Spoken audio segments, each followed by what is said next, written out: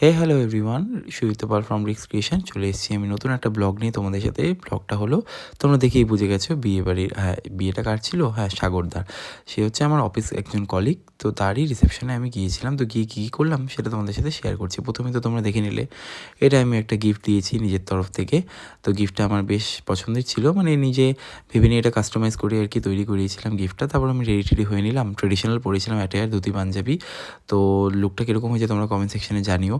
আর তো আমি রেডি হয়ে নিলাম। আর হ্যাঁ, তোমাদের একটা কথা বলি, এই সিজনে তোমরা বিয়েবাড়ি কটা গেলে, কী কী খেলে, সেটাও আমাকে কমেন্ট সেকশনে শেয়ার করতে পারো। তারপর চলে আসলাম লোকেশনে। বিয়েবাড়ির লোকেশন এরকম ছিল, ছবি তুলেছি, ভিডিও করার আর সুযোগ পাইনি। তো ব্রাইড আর গ্রুম এই যে ছিল, তো তাদের সাথে ছবি টবি তুললাম। আর লোকেশনটা দেখো, ডেকোরেশন এরকমই করা হয়েছিল। তারপর গিয়ে আমি স্টলে, জানোই তোমরা আমি খুব ফুডি, কফি খেয়ে নিলাম।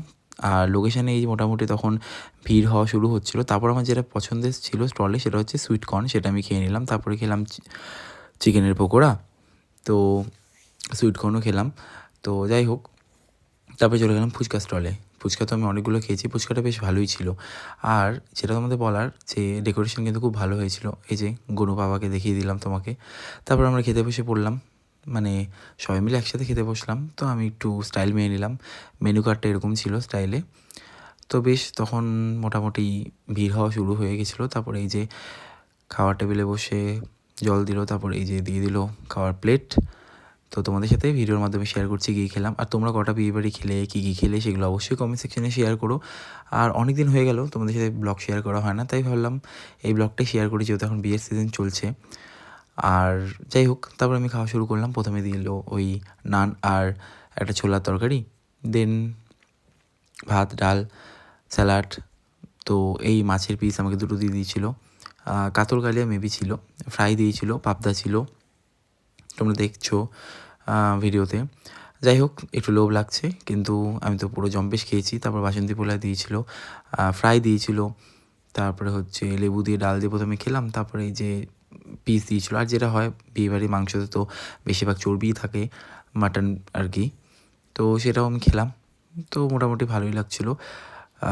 খিদেও পেয়ে গেছিলো জম্পেশ। তারপর চাটনি খেলাম, মিষ্টি খেলাম, আর বেশ ভালোই লাগছিলো খেয়ে, কবজি ডুবিয়ে খেয়ে নিলাম।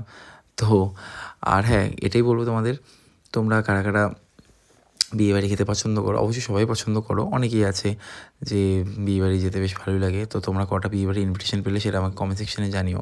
তো খাওয়া টাওয়া শেষ, পেট পুজো হয়ে গেছে। তো তারপরে এখন বাড়ি যাওয়ার পালা।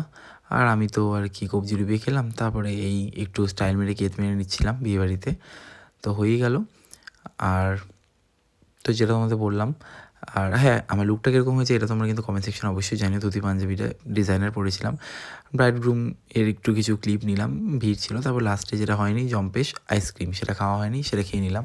ভিড় তখন বেশ ভালোই হয়ে গেছে, আইসক্রিম খেয়ে নিলাম। আরেকটা জিনিস বাদ ছিল, সেটা হচ্ছে জিলিপি আর রাবড়ি, সেটাও আমি খেয়ে নিয়েছিলাম। তোমাদের সাথে ভিডিওতে শেয়ার করছি, আমি আগেই ভয়েস দিয়ে বলে দিলাম সেটা। এই যে সেটা হলো এটা, কারণ মাঝখানে আমি একটু স্টাইলের ভিডিও আমি দিয়ে দিলাম তোমাদের সাথে। তো তারপরে যে বাড়ি যাওয়ার পালা, টাটা বাই, নেক্সট দেখা হবে একটা নতুন ব্লগের সাথে। Bye bye.